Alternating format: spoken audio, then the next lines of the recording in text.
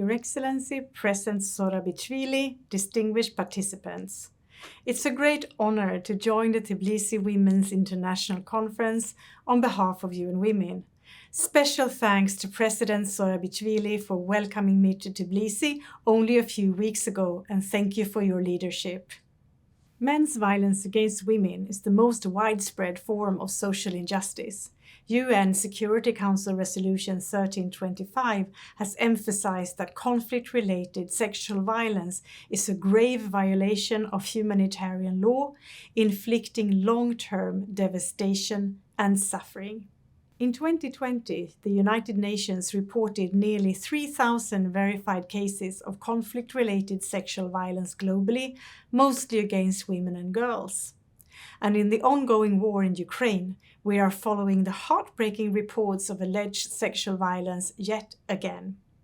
As UN Women, we are committed to making sure that these crimes are investigated transparently and perpetrators brought to justice. Men's violence against women is widespread because it is systemic in the world we live in and its power structures. That is why women's meaningful participation in decision-making and women's leadership for transformative change are critical to break this vicious cycle. Worldwide, only a quarter of all national parliamentarians are women. In conflict and post-conflict countries, they are less than 20%. Between 1992 and 2019, women were, on average, only 13% of negotiators, 6% of mediators, and 6% of signatories in major peace processes worldwide. About 7 out of every 10 peace processes did not include any women mediators or women signatories. None of the ceasefire agreements reached between 2018 and 20 included gender provisions or the prohibition of sexual violence. Women's status in a country is a predictor of peace.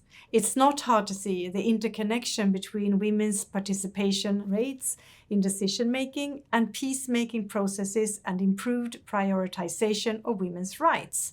That is why more women in position of power have a transformative effect.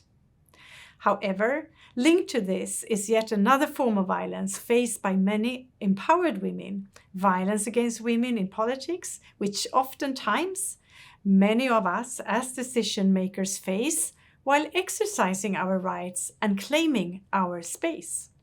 I am pleased that this inaugural conference creates yet another space for women leaders to strategize and share their views, shape the vision they would like to see, and more importantly, the changes we would like to make. The Sustainable Development Goals recognize the centrality of gender equality and women's empowerment to the development agenda. The Women, Peace and Security and Humanitarian Action Compact, launched at the Generation Equality Forum, has further reinforced the existing women, peace and security commitments. And thank you, President, for being there. These enabling goals and commitments require political leadership and support to materialize. Women leaders with like-minded and supportive men can make this happen. As this gathering testifies, we are ready to demonstrate transformative leadership for more inclusive, just, and peaceful societies. I thank you so much for this opportunity once again and wish you every success in your deliberations at this conference.